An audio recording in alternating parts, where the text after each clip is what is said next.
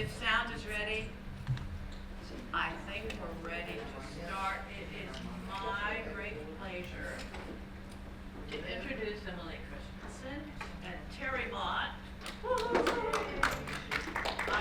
I've known Terry. Should I say this, Terry? Sure. I think Terry was in the first show I ever directed at WSU. Right? Just a couple years Berlin to Broadway. That was your first show you directed? Yeah, I think that was the first show I directed. So anyway, Terry was a theater student during that time, and so I've seen her evolve in many different ways. And you need to know and you need to appreciate the fact that these ladies won the Wichita,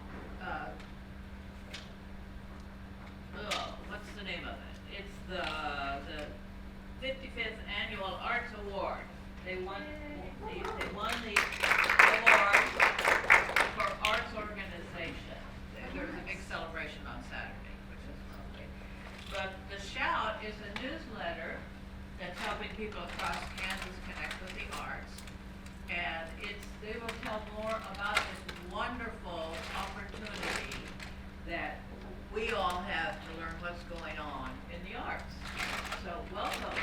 Thank you. So glad you're here. Thank you very much. Look, we have that. Hi there. Good afternoon. It's a pleasure to be with you today and to share about our work with the Shout. Now, I want to see a show of hands of who has heard of the Shout before you were invited to the program. All right. Thank you. Thanks. We're news entrepreneurs, so we can't miss the opportunity to do a little bit of focus grouping. But fundamentally, we're storytellers. And so today we're going to tell you a series of stories about ourselves and about the Shout. And to quote a classic musical, let's start at the very beginning with our origin story. So I grew up in a family that read newspapers, bought books, and subscribed to all kinds of publications, albeit not especially highbrow ones. From a young age, I was a big reader. I didn't have regular access to the internet until I went to college, so I read whatever I could get my hands on, including Reader's Digest and Guideposts magazine and the World Book Encyclopedia. We had that very same blue binding set of the World's Book. I was also interested in writing from a young age, and thanks to my parents' subscriptions, I had lots of examples of journalism in my house. The St. Louis Post-Dispatch, Time Magazine, U.S. News and World Report, National Geographic, and others. I officially became a journalism nerd in high school when I began working for my high school newspaper. During the summers, I went to journalism camp at the University of Missouri-Columbia, and journalism was such an all-consuming part of my life that I actually sort of burned out on it at the age of 17. I flirted briefly with the idea of becoming an academic when I went to college, but I quickly realized that enrolling in college didn't magically transform me into a model student who loved school. Almost immediately, I started working for a small campus publication at Florida State, and when I wound up at Wichita State, one of the very first things I did was join the student newspaper. I pulled many all-nighters in the basement of Elliott Hall, and while my tenure at the Sunflower was relatively undistinguished, I did some pretty good work here and there. My most important legacy, I feel, is that I secured the domain name, thesunflower.com, when I was one of the first online editors. But I also struggled in all kinds of ways, and those of you who have taught college students probably have a sense of what I'm talking about. And at the time, this was in the early 2000s, the media landscape was already changing. At the ripe old age of 21, I felt like my journalism days were behind me, that I would have to figure out another path, that it wasn't feasible or logical to pursue a career in journalism. For the most part, I put aside any hopes of being a writer or journalist for the next 2 decades. And honestly, like, the less said about that period of my life, the better. I call it my years in the professional wilderness, and included a lot of failure and even more low-paying jobs. With the advantage of hindsight, you can look back and see patterns in your life. When I was 19 or 20, I wrote a story for the Sunflower about a high school student in Leon, Kansas, who had been suspended from school because of a piece of art that she created. The connection to WSU was that a painting professor at the time had testified in a hearing about her suspension. And it was a good story. I enjoyed talking to her and talking about this work that she'd created, what the purpose was behind it. I got a call from somebody involved in a local gallery who asked if I was interested in writing about the arts in Wichita. And I said, no, absolutely not. I don't really know that much about art. I'm not qualified to do it. And this pattern kind of repeated itself over and over again. I would be offered an opportunity and I would quickly decline it. Like a lot of people, I thought, who am I to weigh in on this subject? I didn't really start writing a lot about the arts until I started working for the School of Art Design and Creative Industries at Wichita State. And one of my coworkers there was Kristen Beal, who was then the gallery manager, and she's also one of the founders of Harvester Arts. She's the person that insisted that I had a gift and a skill that few people possessed, explaining the work of artists in a way that people could understand. Kristen was right about that, by the way. Hi, I'm Terry Mott, and I love cats and David Bowie. And there are raccoons living in my chimney. If you follow me on Facebook, you already know that. I've been writing stuff for a long time. I wrote a play when I was 7. It was about a garden, and I was the lead because I wrote it, right? And then I wrote a book about a girl who stole a pony and ran away. That's when I was 8. That's how my career began. And as a teenager, I wrote truly dreadful poetry. And no, you can never hear it, not ever. In my 20s, I started writing fiction-y things, and I worked at KMUW on the After Midnight show. I loved what we called alternative music back then, and I got a chance to interview musicians that I admired a lot, like Bill Goffrier and Alex Chilton. It was a really big deal for me. I listened to hundreds of albums and wrote reviews of them, and it made me want to publish things. So we made some zines. And zines were these typewritten pages that we cut up and pasted down on just 8.5 by 11 pieces of paper with Sharpie illustrations, and then we Xeroxed them, which sounds pretty dumb, but the content was pretty cool. And I started my professional tour at that time of Wichita arts organizations, with first Wichita Center for the Arts, where I ran the box office and film series, and I managed promotions. I found myself working at a lot of arts organizations after that. At one point, somehow I went to work in the morgue at the Wichita Eagle. That's what we called the library. And I got to know Fran Kentling, who some of you may have known, and she changed my life by suggesting I finish my degree and let the Eagle pay for some of it. What an idea. I did that for sure. I doubt they do that now, but they did at that time. That was a staff of 600 people at the Eagle at that time, and they had some great benefits. At Wichita State, I met Les Anderson, who taught me how to write features. And 20 years after I started, I finally graduated from WSU. I started, as Linda pointed out, as a theater major, and ended really with more of a journalism focus in my life. After I graduated, Les connected me with a job at the Emporia Gazette.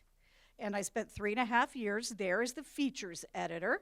And then I came back to Wichita to spend years and years and years doing communications for mostly not-for-profit arts organizations, including City Arts, Tallgrass Film Association, the Society of Decorative Painters, and currently I work at the Ulrich Museum on campus. While I slogged through the communications business, there were people who gave me the chance to write about stuff that I really loved. So I did music and nightlife reviews for The Scene, which was a special section that Brian Clark created for the Wichita Eagle. I wrote about Carla Burns, female aviators, and other inspiring women for Carol Lujano's Women's Focus magazine, you may remember. I wrote features for Connie White at the Sunflower. I'm sorry, pardon me, I misspoke. At Shocker magazine, which nothing's better than writing for Connie. I did smart-ass travel stories and theater reviews for Mike Marlette's F5 and Wichita City papers, both alternative papers. And I must say that the Crown Uptown's Ted Morris threatened to sue me for my review of Copacabana, which is my proudest moment from that time of writing reviews.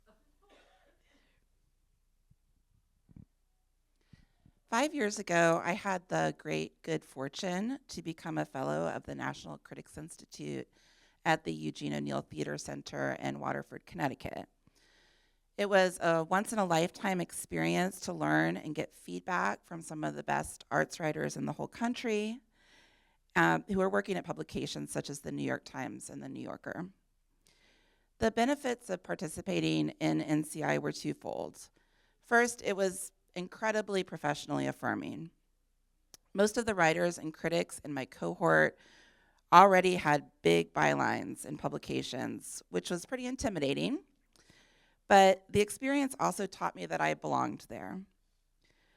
Secondly, I left convinced of the importance of critical writing about the arts. And I knew that my work would have the most impact in Wichita. I began dreaming about an arts publication almost immediately after my fellowship ended. In the meantime, I started freelancing for the Eagle and for other publications, mostly writing about art that was happening outside of major institutions. Then in 2022, I had the opportunity to bring kind of a version of the National Critics Institute experience to Kansas. In collaboration with what we're now calling the Kansas Arts Commission again, I created the Critical Writing Initiative, an 8-week workshop-based program that brought 12 writers across Kansas together on Zoom to learn about different aspects of arts writing and get feedback from professionals in the industry. Well, in 2022, after almost 10 years of promoting Wichita River Fest, which I did for a while, I had forgotten how to write anything that didn't end in multiple exclamation points. And I wanted to so much.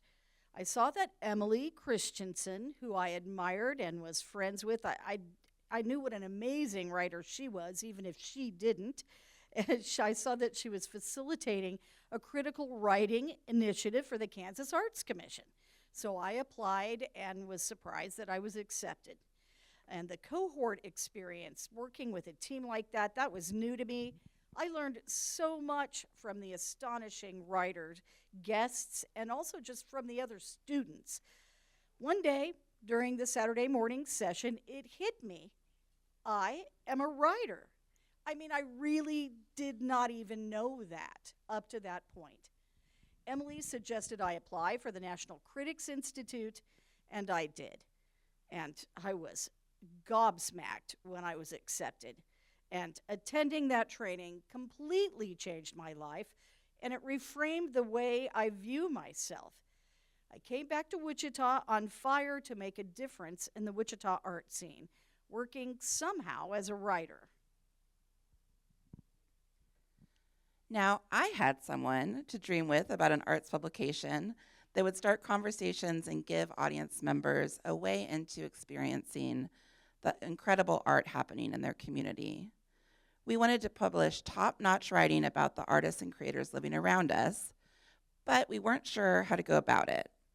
And unfortunately, neither of us were independently wealthy.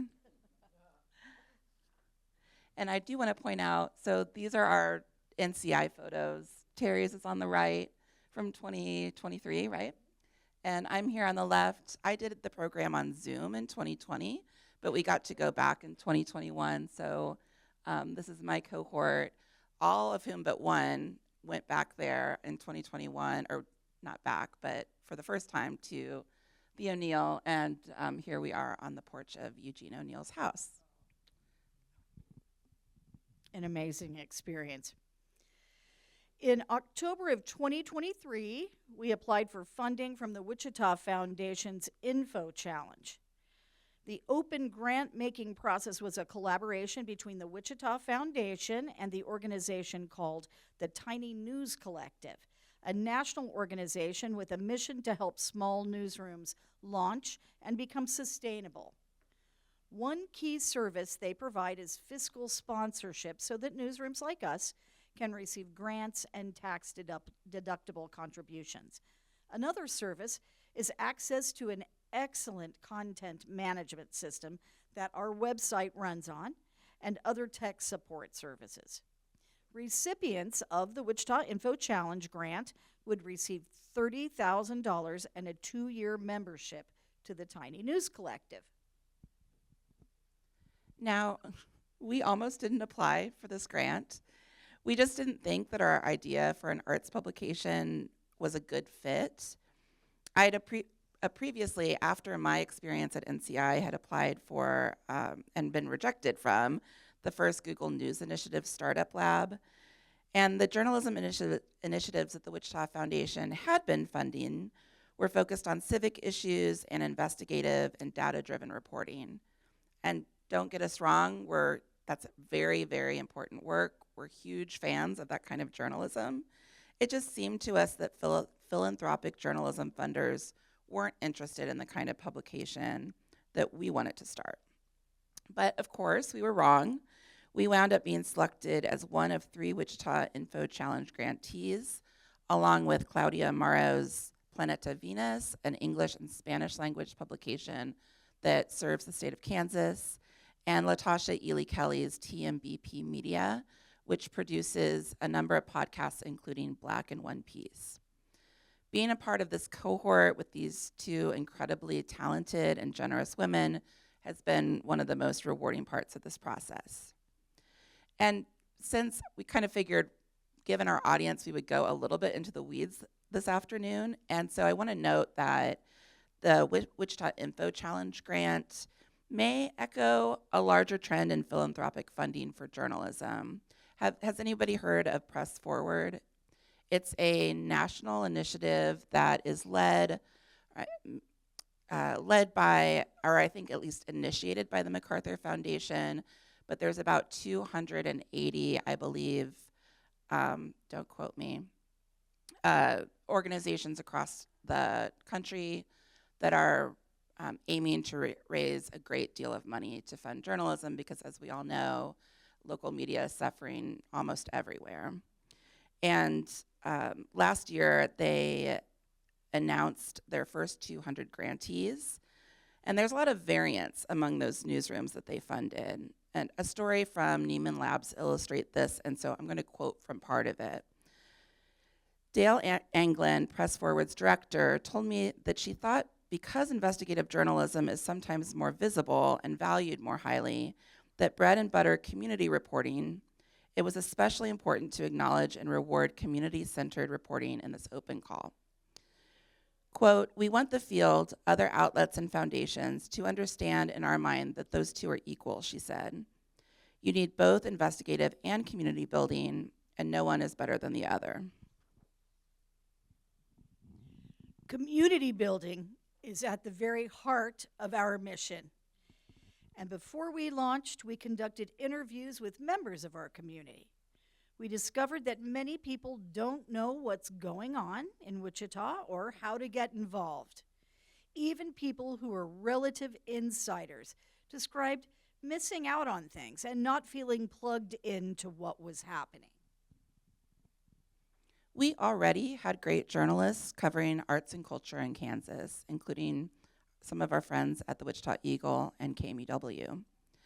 But there wasn't a single full-time arts reporter in the entire state. Artists need audiences, and according to recent research, about 20% of ticket buyers report that they learned about the event from a local publication.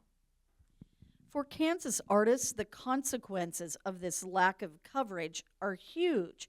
It's hard to make a living, much less build a regional or national reputation when you're working in a cultural coverage vacuum. Exploring the work of Kansas artists, encouraging critical discourse, and giving our readers the tools they need to access the arts are all part of the public service that we provide at the Shout. We're guided in part by a quotation from the artist Kara Walker. Quote, "The promise of any artwork is that it can hold us, viewer and maker, in a conflicted or contestable space without real-world injury or harm." That lack of real-world injury or loss leads some people to dismiss the arts as unimportant. But focus on that conflicted or contestable space, and it's obvious that dialogue about the arts promotes civic engagement, provides a forum for diverse views, including those historically unrepresented in media, and holds accountable those in positions of public trust. During our first few months of publication, we published works about Wichita's Muslim community, raising autistic children and gender roles in parenting, sobriety, disability, and aging. And this list could go on. Climate change, the legacy of Brown versus Board of Education, indigenous identities, evangelical Christianity, and many, many more topics. Art is simply a vehicle to explore these issues. We also report on major art stories like a well-funded new musical festival in downtown Wichita, and funding for public art, which has been a big local political issue. You may have heard our mayor talking about it. The other two big pieces of our operation are our calendar and our newsletters. So our calendar started because we conducted these interviews before we launched, and it was really the number one thing that we heard from people is that they didn't know what was going on. Even relative insiders would say, sometimes I miss, I know all these people and I know all these musicians or performers or artists, and yet I hear about things after they've happened. And so when we launched in April of 2024, we started with just a full monthly calendar that was broken down by subject. So here you have a little bit of the books and poetry section. But it was relatively, even though it was on a website, relatively analog. It was just a big list. We did link out to other web pages and Facebook events, but pretty bare bones information in a big list, all at one time, 1 month at a time. It took a really long time to put together, and in the first month, a lot of people looked at it, and we thought, oh, great. People said that they wanted this, and here it is, and they're using it. And then the next month rolled around, and we had perhaps a 300% decline, something like that, in the number of page views on that calendar page. And we were like, okay, well, what the heck? Well, maybe it's just, sometimes everybody goes to the new restaurant and it takes a little bit of time to even it out.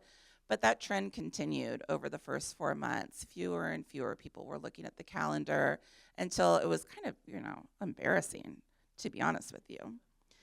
So even though we did not want to do this, we decided the only thing that we could think about is this isn't user-friendly enough, and maybe we need to try to figure out some way to make it searchable. So thanks to a friend of ours who recommended a platform called Talkify, we switched to a dynamic calendar platform. 4 months in, I believe, April, May, June, July, August 1st is when we launched it. And it allows us to display things in date order, tag by different kinds of different subjects like theater, visual art, or free, 21 plus, sober events. And you can also look at it in calendar form and then click in and find a lot more information. So we've been able to include a lot more than we did in the first version of the calendar. And the second big part of our, I guess third big part of our operation is our weekly newsletters.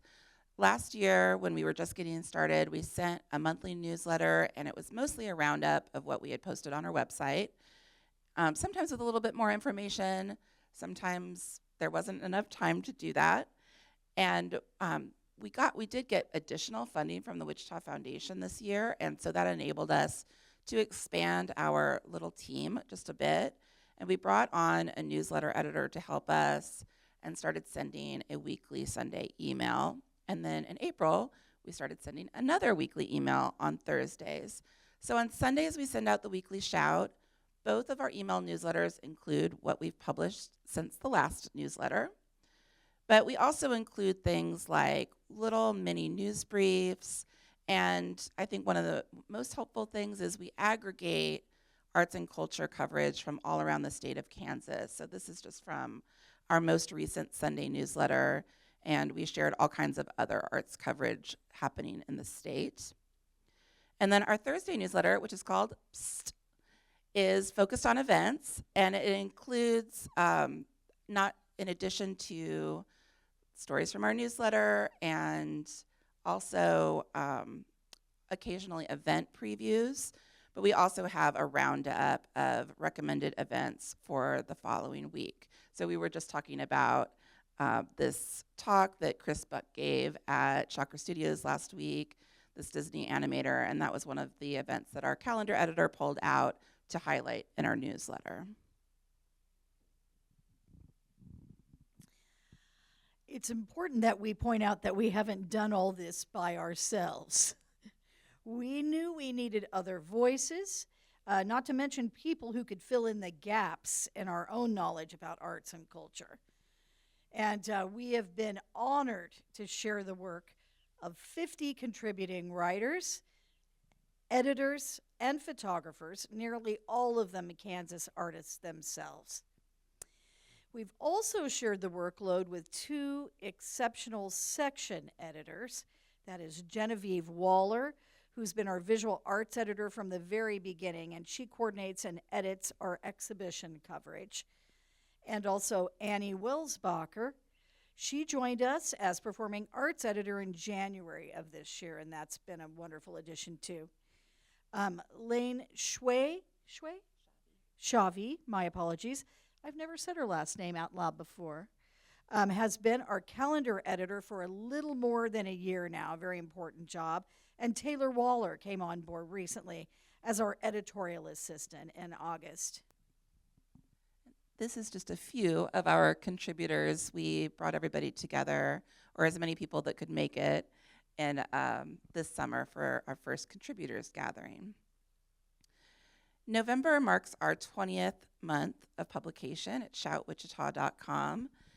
And in that time, we've published pieces by award-winning journalists and critics, but also college students and writers who are getting paid for writing for the first time. That's more than 250 stories, previews, and reviews so far. We've offered a searchable calendar, as I spoke about, of arts and culture events of every genre. The Shout has been mentioned in the Wichita City Council meeting twice, once during public comment and once by a city administrator. As Linda mentioned, we were selected to receive the 2025 honor for arts organization from the Arts Council, which we accepted last Saturday at WAVE. And our audience has grown to more than 6,500 unique users every month, which is roughly double where we were at the beginning of this year. We have about 1,500 subscribers to our newsletters, which, as I said, we're now sending every Sunday and Thursday. So we're small still, but we're growing. And something that's very important to us, thanks to the startup funds that we received from the Wichita Foundation, we've been able to pay every one of our contributors because we believe that artists deserve to be paid. Even writers.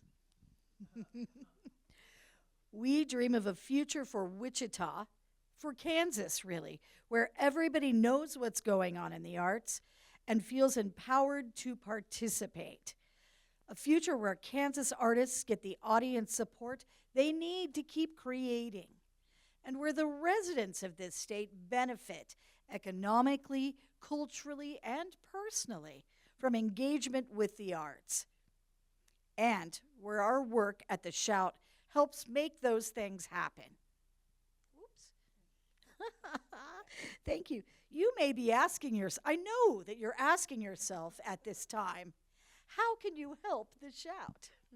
Well, just like artists need audiences, we need readers, and we'd love for you to read us. We're located at shoutwichita.com.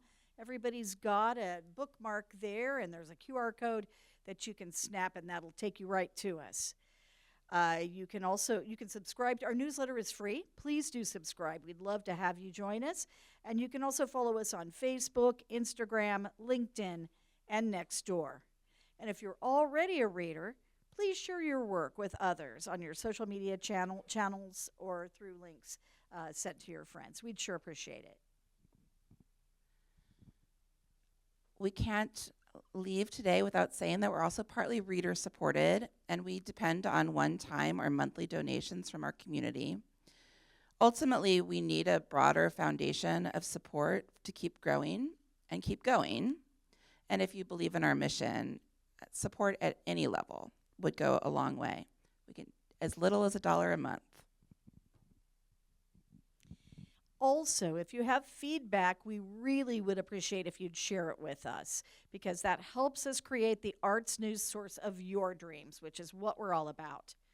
And now, if you have any questions for us, we'd be delighted to answer them. I know you want to ask Emily things. How do you find out about the things you write about? Great question. That is a good question. You may have gotten some sense that we've been involved in the arts community for a very long time, so that's helpful. But we also track about 250 arts organizations and venues in Wichita and around the state of Kansas. We have a very bananas spreadsheet that is a little out of control. And so we use that to populate our calendar. One thing I didn't mention is that our calendar is reported. We do accept submissions, but we also go out and get that information and add it ourselves. So it's not just, I think a lot of community calendars do a very good job of representing what's happening at organizations that have a marketing person or a marketing team. But really small operations, you don't always have the time to go out and share that information. And so we're trying to help make that connection. So I would say mostly it's what we've got going, what our collective knowledge is, and not just Terry and I, but Genevieve and Annie and other members of our team. And writers, too. And our writers, too. And we do often get pitches from our writers saying, hey, I heard about this or that. And organizations reach out to us, and we get a lot of press releases as well. I just did your QR code and it works fine. Okay, thank you. We love a testimonial. Thank you for what you're doing. Thank you. We felt like we needed it. We were, as participants in the community, were confused a lot of the time about what was happening, and we thought, boy, if we are, then other people must be. And we've both longed for a long time to see, historical coverage of things that happen, not just in Wichita, but in the state. So many marvelous things happen that just don't get covered, but also just the opportunity to make sure that artists have audiences, artists of all kinds. So thanks so much. We really appreciate people supporting us. We're so proud and excited about how many followers we have. It means that there's an increase in the folks that want to and now have a better chance of attending arts or events in Wichita. It's important.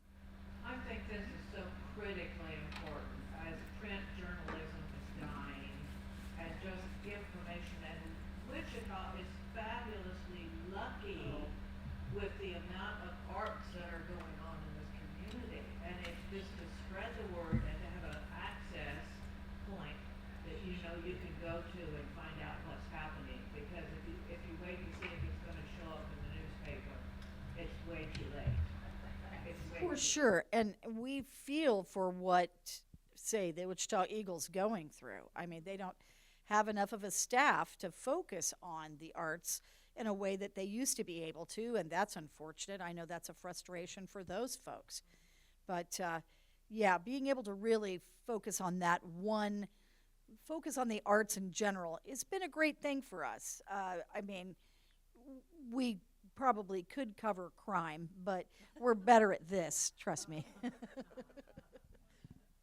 Yes. Having just finished Linda Starkey's Hollywood versus Broadway class and prior class, I think she'd be a great person to be a contributor on a regular basis. I love this idea. I love this idea too. It's a just Thank you. in your spare time. Yeah, yeah. That's very sweet. I didn't say it to be sweet. This is an avenue that needs coverage as well. Well, I get on the soapbox for the arts all the time. Just in times of chaos, I think I said this in a speech somewhere, so I don't know if I made this up or what. In times of chaos, the arts remind us of our common humanity. Yes. You know, it's who we are as people, even with all the noise going on everywhere else in the world. It's a place we know we can trust and get life affirmation from the arts. And it's a great way to learn about each other too. Yeah, we both couldn't agree with you more, Linda. And it really has struck us that we live in such a divisive time that often the only time you're gathering with people who may disagree with you politically or culturally are in art spaces, in theaters and galleries. And there's something that's really profound about that. We have to start coming together in some way. And we also have to start learning how to disagree with each other in a respectful way. And why not start with opinion about what you're watching or reading and what you're looking at? It just seems like, is that going to solve all of our problems? No, but it feels like it's a step in the right direction to be able to respect a performance, but also say, and I have a question about this, or this other thing could have been better, because we do run reviews in addition to feature and news stories.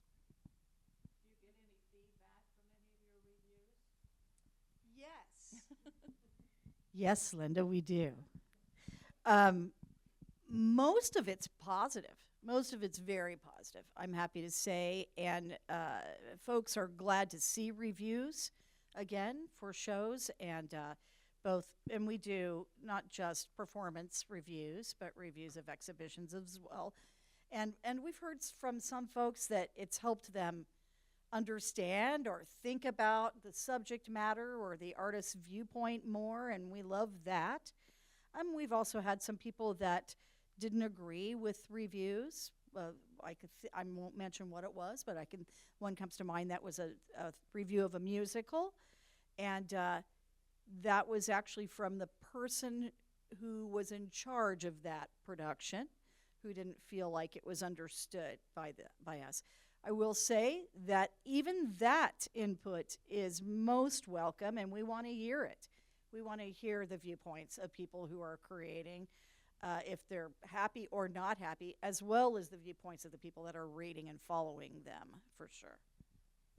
Yeah, it would be pretty hypocritical of us if we just felt like we are the ones sitting in judgment and we can't take any flack about what we're putting out there. We don't feel that way, for sure. Yeah, no, not at all. But we have heard, I mean, like Terry said, for the most part, super positive feedback. And I think maybe that's been I don't know. I would say it ties. I, as my favorite feedback to get is from an artist who really feels like their work was understood and explained in a way that, it's hard to talk about your own work. And if somebody can step in there and interpret and explain to a larger audience what you're trying to do, that can be a real gift. And there was a slide earlier. I mean, one of very, very early in our life as the Shout, we published this review about 2 exhibitions by Rachel Curtis, who's one of the painting faculty at Butler. And she shared it on Facebook with a comment that was something like, I have it almost memorized because I saved it and I reread it all the time. But it was something like, imagine, working really hard for 10 years and then somebody comes along and completely understands what you're trying to do. And this is the artist who she's a mother. She does a lot of work about motherhood, about family, and she has an autistic child, and that's a big piece of her work. And it's a great review. That same summer, I reviewed a show by an artist I really admire, and I was a little bit disappointed by it, and I kind of felt like it wasn't finished by the time he had it installed.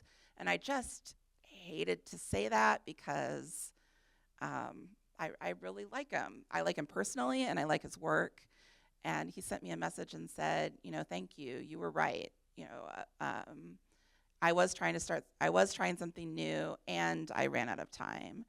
And I said, I thank you for saying that. I felt badly writing it, but we're not trying to patronize people or just be cheerleaders either. And he said, no, I didn't take it that way. It was a very fair thing to say. So in general, people are really responding in a positive way.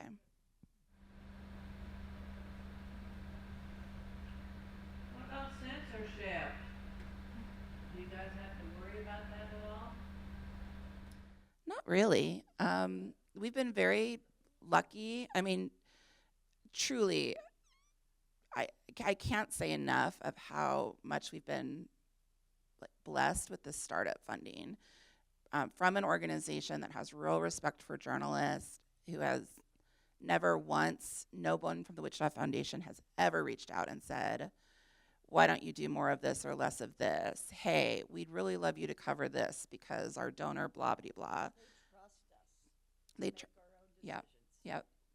And we really didn't talk about this in our talk today, but we follow traditional journalism ethics. We don't accept gifts. We do get comp tickets when we review shows. But if we're not writing about something, we buy our own tickets. I'm trying to think of what else. We don't share our work before it's published. I mean, just your traditional modes of being a journalist. And we just try to be very careful. And actually, the reason why we had a visual arts editor from the very beginning is that Terry works at the Ulrich Museum on campus.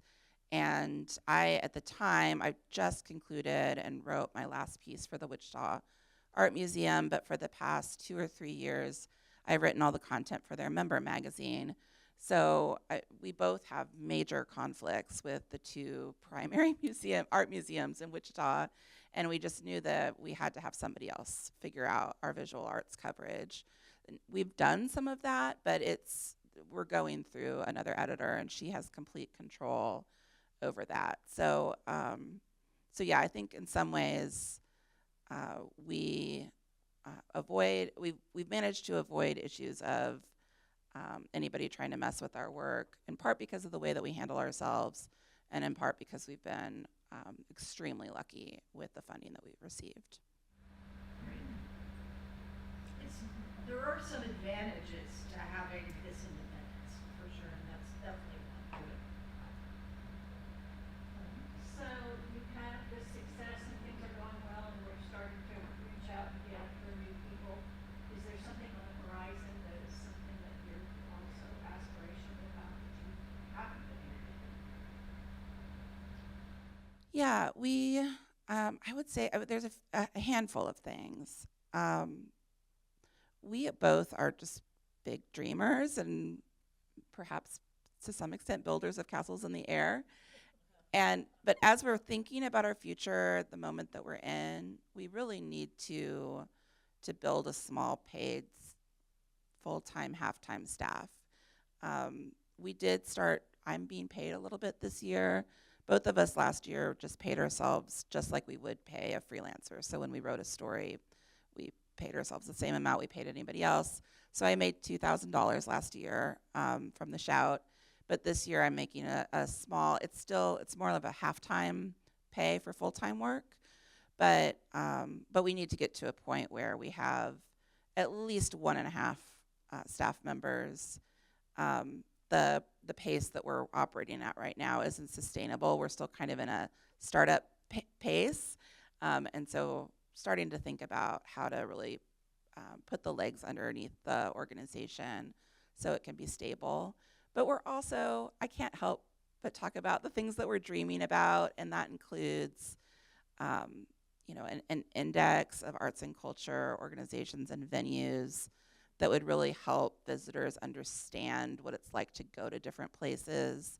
Again, when I talk about that, I point to, if anybody's looked at the Wichita Symphony page that talks about what to expect at the symphony, and they even have a video, and they talk about what to wear. That was what to wear different places is a very big concern of people, like even before parking. But where to park, is the building accessible? Is it appropriate to take children there? And then maybe even have, almost like Google reviews, share experiences from folks who have gone someplace for the first time, so that you can go like, okay, well, I'm a mom with little kids too, and if this other mom had a good experience at the, in the play area at the Wichita Art Museum, or at this, free concert in the park, then maybe I can take my kids there too. Like really trying to make those connections so that people have the courage to go and try something new. Because both of us, even though we're so embedded in the arts community, I mean, we both have some anxieties ourselves. It can be very intimidating. We both know a lot about certain art forms and almost nothing about others. And at least I don't know that much about classical music and opera, although I am learning, thanks to one of our incredible contributors, Sam Jack, who's so gifted at writing about those subjects. So we see it from both sides. And then we also want to do more public events. We are working on an exhibition next year for our 2-year anniversary. So more details about that. We had our first public event last week, and it was really joyful. And so other ways of bringing people together. What am I missing? I don't know. You're doing great. I just want to say that as a person with a full-time job, additionally, in addition to my involvement in the Shout, I could not be more grateful to have such an intelligent partner with big dreams who can back them up. As Emily, she is incredible. Truly, thank you. I just could go on and on, but I won't. But I truly could. And we could not be doing what we're doing now without her. And her ability at systems building is phenomenal. Thanks for that. I'm not great at that. It's a team effort. Well, that part is all you, baby. Thank you. I think we have time if anybody has any other questions. This has been fabulous.